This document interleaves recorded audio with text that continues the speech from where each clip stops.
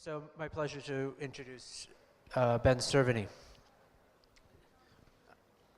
We'll talk while you're going. Is it going to be all right? Okay.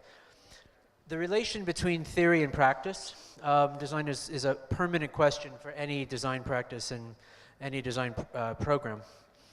And that relation is very seldom, really, if ever, a straight line path from one to the other.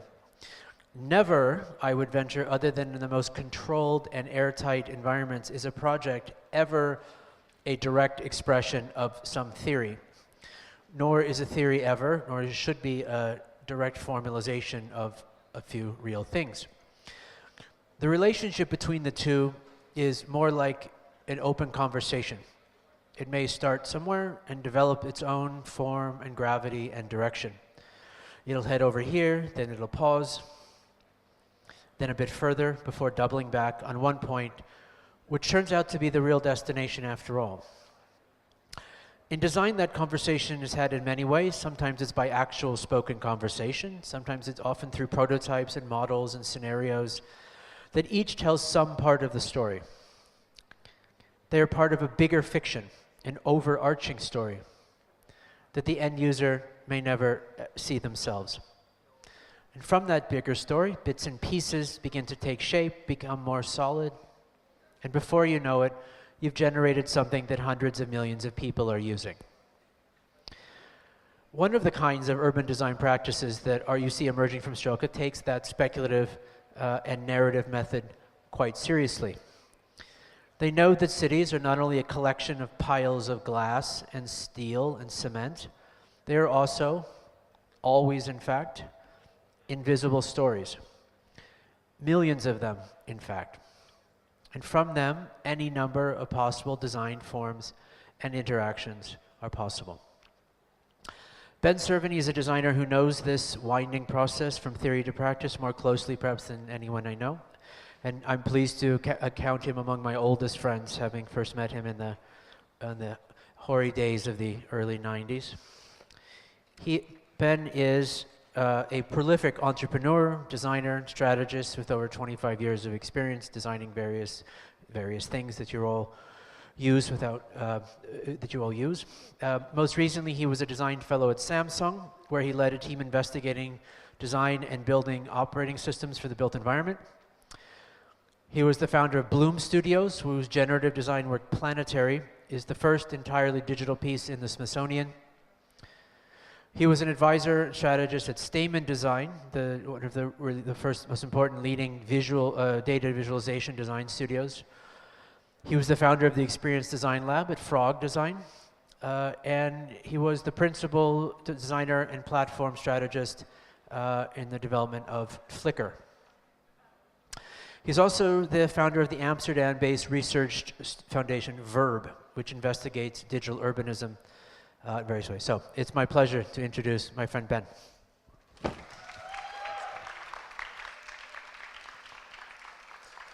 Hi, good evening. Thanks for sticking around. It's a lot of cognition we're all doing here together tonight, so it can be a little bit tiring. And I'm happy to be here to lead you into the sort of the after party of the student material.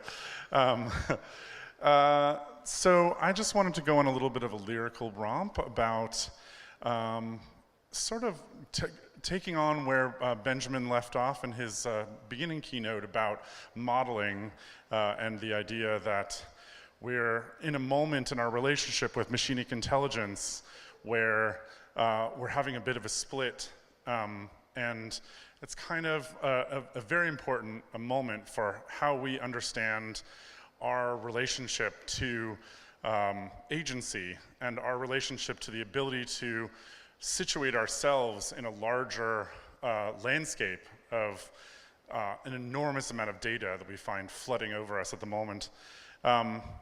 So one of the things that I keep coming across when I'm interacting with digital services these days is that digital services really like to make decisions for me. And that I find a little bit uncanny. I'd like to sort of imagine that, the machines believe themselves as these, beatific beings that have come with just the answer that we're looking for.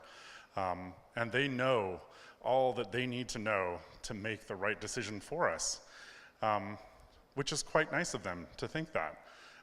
However, it also puts us in a position where we're sort of kneeling before them. We're bowing in supplication. Please tell us the answer. Please tell us what we need to buy, what we need to click on, which 5 stories of our friends do we need to hear about out of the billions of things that have happened in this Facebook graph. Who are we, really? We ask the machines. The machines are obviously ready to tell us because they've digested a ton of data about all of our lives, and they're just they have a really nice way of sort of boiling it all down to something that's easily consumable, a little bonbon of information that we can just relish. The problem with this is that we come down to these black boxes of modeling that Benjamin was talking about in his keynote, which is that unfortunately, if we surrender this agency, if we surrender this ability to see to something other than ourselves, to something outside of our control, the problem is that this model that's hidden away in some sort of alien machinic intelligence that we don't even understand what it's processed anymore, but is telling us the answer, capital A, about what it is that we need to watch or who it is we should be friends with. This is no longer a space that we control. This is our life, and yet these are not the answers that we have made for ourselves. So it turns out that there are a lot of problem spaces. There are a lot of issues that face us every day. It turns out, in fact, almost all of the issues that we're dealing with, in the modern world as, questions like what are we doing in all of these contexts, they share one thing in common, and that's that they're all complex adaptive systems. These are dynamic models that are hugely interrelated, operating in high valences of dimensionality, just roiling masses of numbers and relations that we don't really have a handle on. And thus, we reach to the machines. We look to the machines for these answers because we just don't know. We don't know what a city is. We don't know what the market is. We don't know what any of these things are because they're just beyond the tools that we've developed. We have language for them. We even have some pictures about them, but we don't really have a way of articulating to each other what's happening inside of these spaces. So we're kind of left, in supplication, like I was saying. So the thing that's unfortunate about that is that what that really is, that ability is actually wealth. That ability is is agency in the modern world. That is how you make choices in a system like that. If you looked at all those systems I was talking about, the market, or the city, much like what Domo was just looking at, or Fee, or many of these other projects are all about complex systems that have emergent dynamics that you need to have some kind of grasp on in order to be able to make decisions. But the interesting part about that is because everyone else also doesn't really understand how to make those decisions, and therefore that's a marketplace. That's a set of competitive abilities to extract meaning from a system in a way that someone else can't, and that generates wealth. So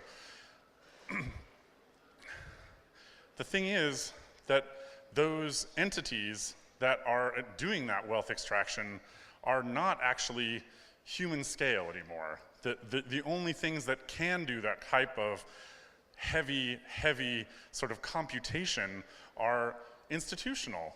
They're giant things. They're social networks, search engines, states and banks and things like that. And we've kind of become complacent in the idea that, well, of course, it's only the insurance company that can understand where the relative risks are, in what I might engage in my life. Or it's only the social network that's gonna know, what the most important thing that happened among all my friends yesterday was. It's not something that we would even say like, I'm gonna go out and figure this out for myself. It's just we sort of relax into this complacency with the idea that there are these systems operating in this, deific, deity mode of, oh, okay, these entities I can call on to tell me the answer. And as we've learned from some of our analysis of the actual physical infrastructure in the stack, the lowest level of the sort of earth layer, that these things are extremely expensive to do, and that's why institutions are the only things that can actually do that right now.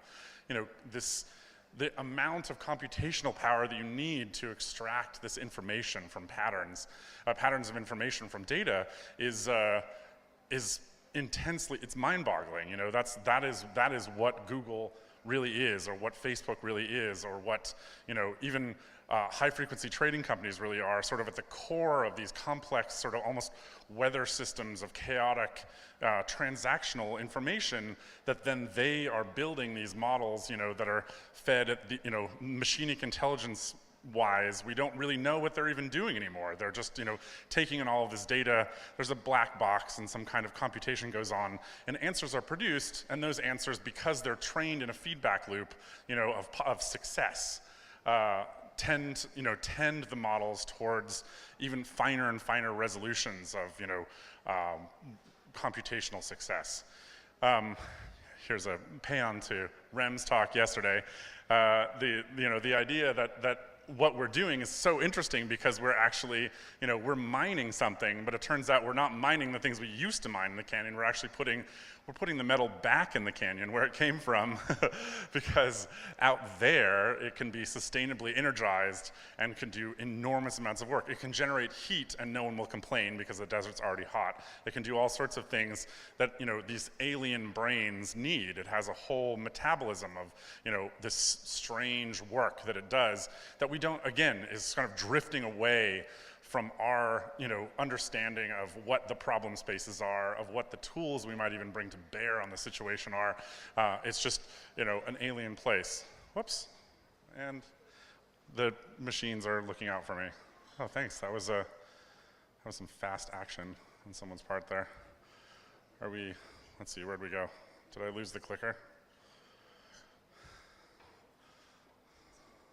Sorry. Oh, USB.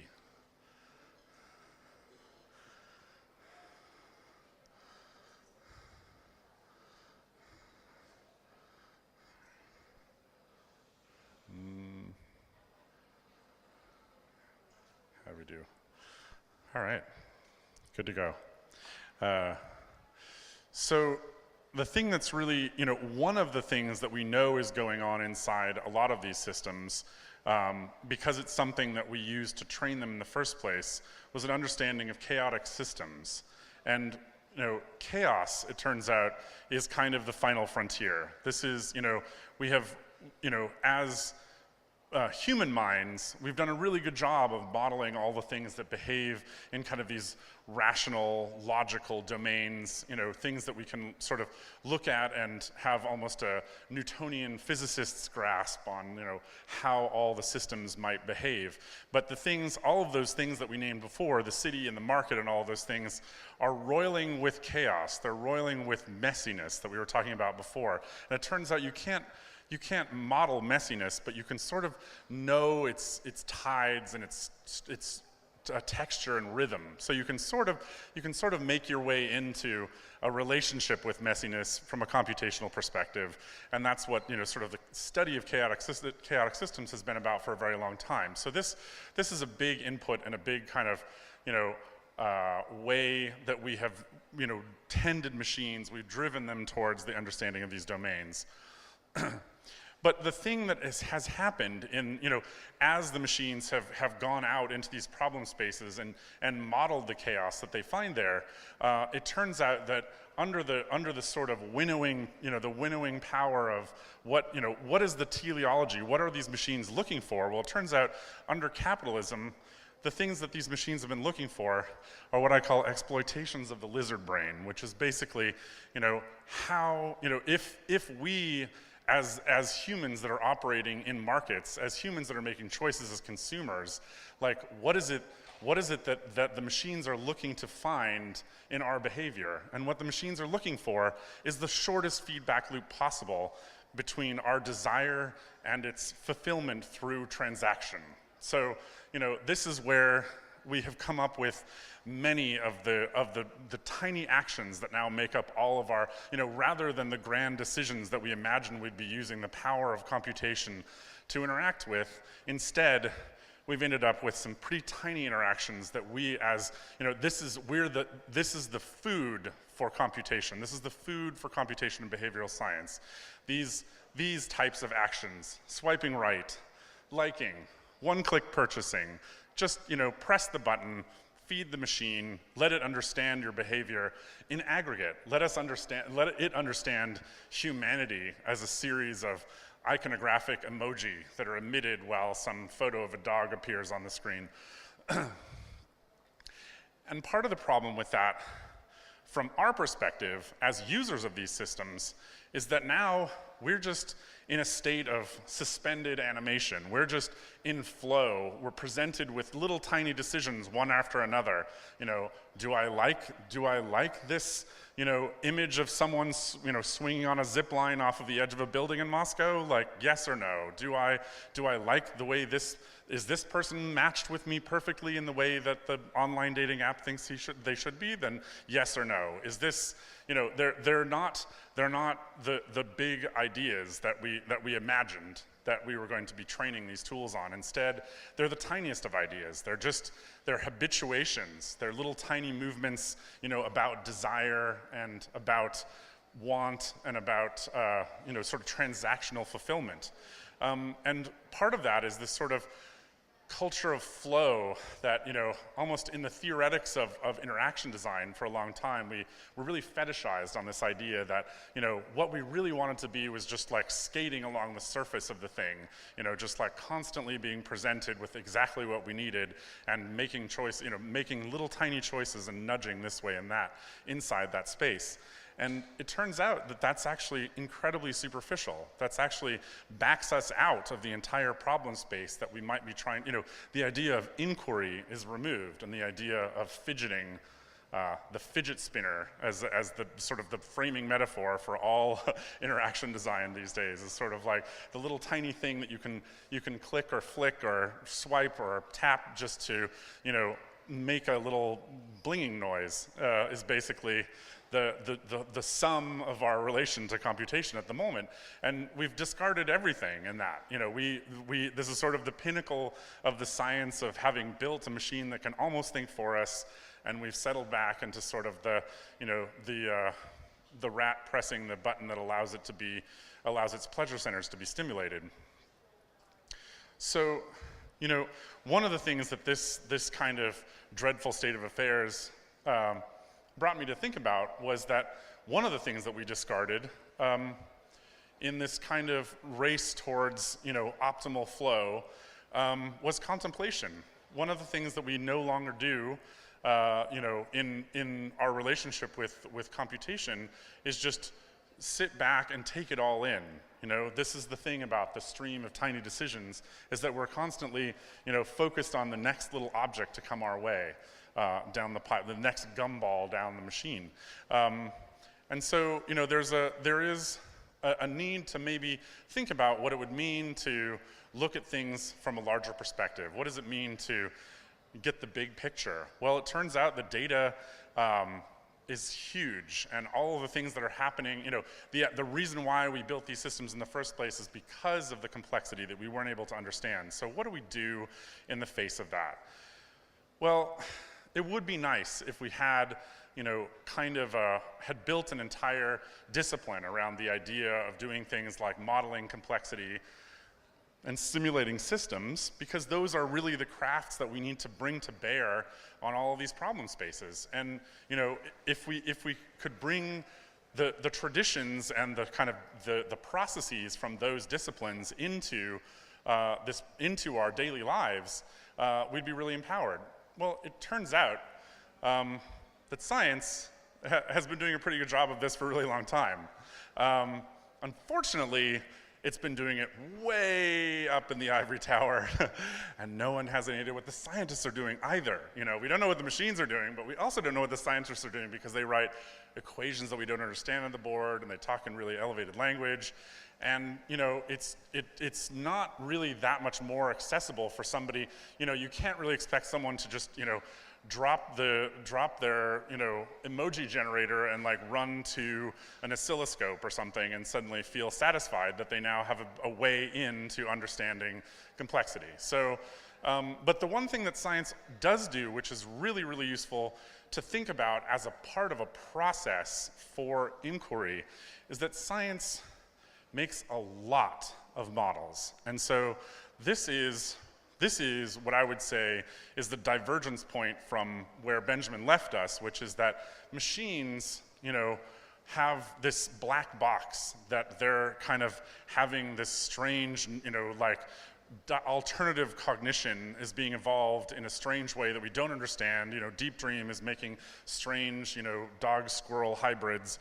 But it turns out that mathematics and physics and chemistry have been doing simulation design, have been doing modeling of systems for a very long time, and we have there's a lot of understanding around how we can take the tools of simulation and point them at data sets that we can then are made understandable by tuning in the relationship of the simulation to the data that we're looking at. So the thing that's then problematic, like I was saying, is that science not so accessible. Turns out it's like in fact, it's almost designed to be inaccessible because a lot of times that, again, is where value lives, right? You have this, much like law, science uses like a language that is, first of all, trapped in, journals that you can't afford because they're all, on scientific presses and cost tons of money, but even if you got your hands on one, you wouldn't have any idea what was going on because there's kind of these reserved vocabularies that people need to wield in order to participate in the conversation. But it turns out, weirdly enough, that we've also built some things in culture that do some modeling of complexity and simulation of systems, and we call those video games. And it's really strange because it turns out that there's been a generation of kids that have grown up inside of all these spaces, especially those like real-time strategy games and things that are about taking all sorts of dynamic systems and the relationships within those into, sort of internalizing that capability. They will bring that to bear on any problem space that they run up against, and they're already ready to start articulating problem spaces using these tools. And so it's kind of fascinating to watch children, the Minecraft generation, the StarCraft generation, all of these people that have come through, a kind of at the same time that they were learning kind of their ABCs and math, they were also understanding the manipulation of symbolic systems that represented dynamic systems. And so, that capability is something that we can now begin to see manifesting in a way that is playful. And this, I think, is the key issue in this whole context, is that what we really need to do is return to a state of play. And this is something I think we've lost. This is something that the clicking on the thumbs up has replaced in our ability to find joy in interaction with others online or just in life in general. But the other thing that's really interesting about play is that it's really the first verb. It's the thing that humans do before language, before anything else, is try and figure everything out. And how do you do that? You just test it. You just like push against it. You kind of manipulate it until it breaks. You see where the boundaries are. You kind of rotate it or you spin it around, see what the affordances are. Play is the process of curious investigation that isn't, it's not directed. It's not like I'm going to find the answer. I'm just going to understand the system. And the idea that play is something that can be mobilized in culture, again, towards problem solving, towards understanding systems, is something I think we really all need to strive for, because it's about a very basic human capability, a very basic human instinct. And so, what you need to do is find the right model in which to play. So I've kind of begun to think about, people have different ways of characterizing what, the next sort of, how can one move these ideas forward in interaction design? And I've been calling, for a while now actually, anything you would build that aimed a playful simulation at a data set, I've been calling an instrument. Because I don't know if this is true in Russian, but in English there's kind of an interesting synonym there, or a homonym, I don't know what the word is I'm looking for, but the overlap of the idea of an instrument as something that is expressive and something that is investigative, right? There's a scientific instrument and a musical instrument. And this is something that I think is true. You know, an instrument also is like a tool, is kind of a sculpture and possibility space. It's a thing that you know when you pick it up, it constrains your expression, or it constrains what you're looking at. You know, it's an optical domain that you're using a microscope in, and therefore you're sort of looking for patterns in that domain. Or it's it's an oboe, so you're going to be playing a specific type of music that's resulting from that. And so it's a way, tools in general are extensions of our, sort of possible expression of action, and instruments specifically are an extension of our possible expression and possible investigation. So it's kind of an interesting way to look at the idea of playful engagement with instruments as something that is a way, a model, a meta model in a way, to think about how one might move forward in the use of computational systems. The idea that we can do things like take a model that is, maybe something about growth patterns, for instance, like the growth of a tree, or the accretion of material into a reef-like structure, or any of these like physical properties, and we can sort of aim that system at something like all photos in the world, or the affinity of all music in different genres, or social behavior in a social graph. There are a lot of ways that you can imagine sort of aiming a simulation at a data set and watching, you sort of map the way that that data set behaves onto the simulation, and you can begin to see different structures emerge. So the thing that's really interesting is that, if you look at simulations as like almost physical rule sets, you can imagine that you map things like genre, or things like BPM or something in a musical data set to the length of a branch of a tree, or the size of a leaf, or something like that. And you end up with a forest that's defined by a musical data set.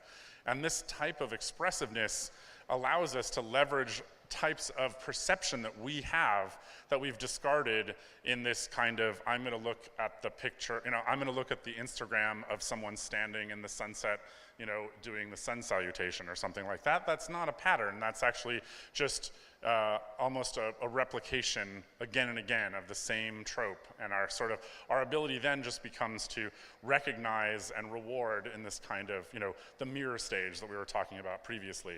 So the other thing that's really interesting about having these kind of simulations that we've mapped about data is that you can then perform them like you would play a video game. You can imagine that that's actually a type, I could be up here right now, if I had built the tools that I needed already, performing a simulation that was giving you this whole presentation as a journey through a landscape constructed of data that had been expressed through a rule set into a new type of experience. And so, the idea that one could imagine different, it's almost like you're building a science fiction per argumentation. You have an essay, which is a small, pocket virtual world, virtual universe that is generated by a data set that you want to look at.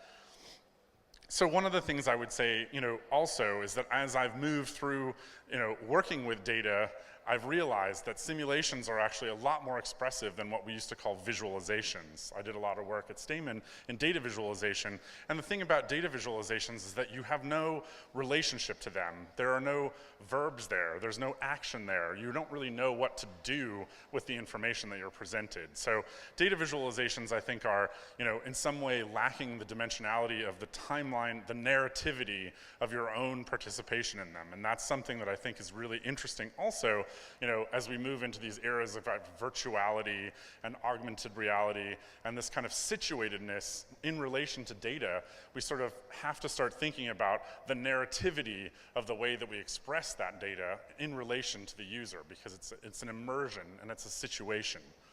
I have a tiny demo.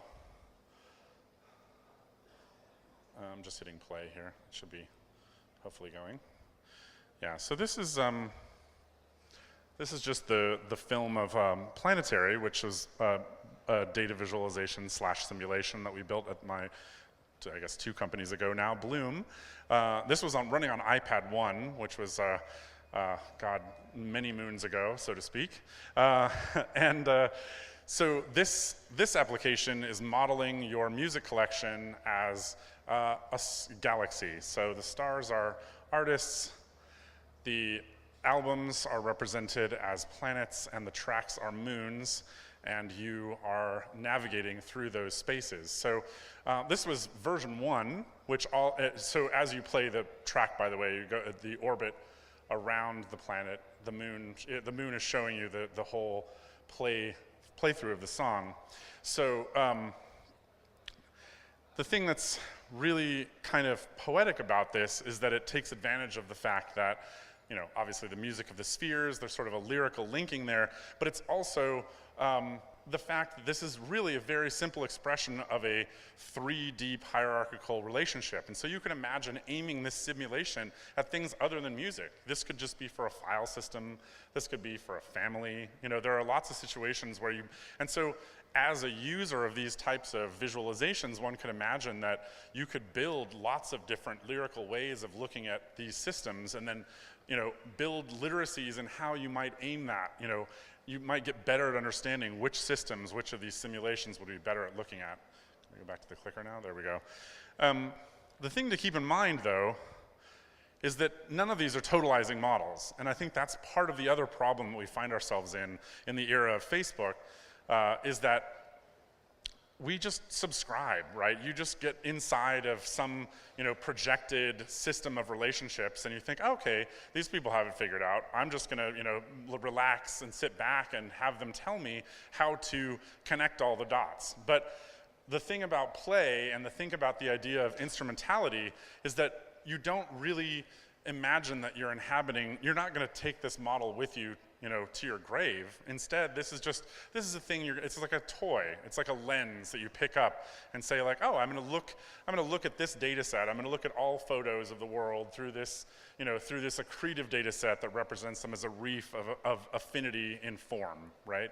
And I'm gonna explore that, I'm gonna tune it in, I'm gonna be able to play with the parameters of its generation, watch it unfold, tend it like a garden, understand it in that way, but I'm not stuck inside of that. I recognize, as a user, and the more of these simulations one uses to look at the same data set, the more understanding one has, that it's a hyperdimensional rotation on the situation. And it gets you out of this kind of bubble that one gets trapped in, inside of the social graph, inside of Spotify, inside of, all of these tools that give you kind of the recommendation engine bubble. It's a way of sort of enriching, by having this many perspectives on one thing, you're kind of rotating around a hyperdimensional object. You're sort of beginning to understand it from as many angles as possible, because really any simulation, the problem with our relationship with complex data is that it's hyperdimensional. It has so many dimensions. If you imagine what Facebook knows about everything that it has in its data set, that's huge, not only in scope, but huge in its reticulation. It's huge in the amount of interconnectedness it represents, and the amount of variables that connect it to itself. And so we don't actually have ways of seeing, we can't express those things. We can't see in, 5, 6, 7, 8, 100 dimensions. So instead, we have to build these things that are shadows of that dimensionality. We decide which things we want to interrelate in our simulations. We can build these kind of editorial models and say, okay, we'll take 3 or 4 of these dimensions, and we'll play with those together and see what kind of emergent patterns result. How do we see the sort of, cells form? How do we see the structure emerge? So I think, overall, this is how we metabolize complexity. We have kind of this way of engaging, in a kind of a tidal way between decision and contemplation. We take a step back into play. We aim a simulation at a model. We sort of play with that simulation, understand the structures that are there, rotate around the hyperdimensionality, articulate that to people in our that share this model with us, and then move on to the next. And so that sort of fugue is this autopoiesis of communication, which is our ability to model complexity that represents our contexts and ourselves and our future. Thank you very much.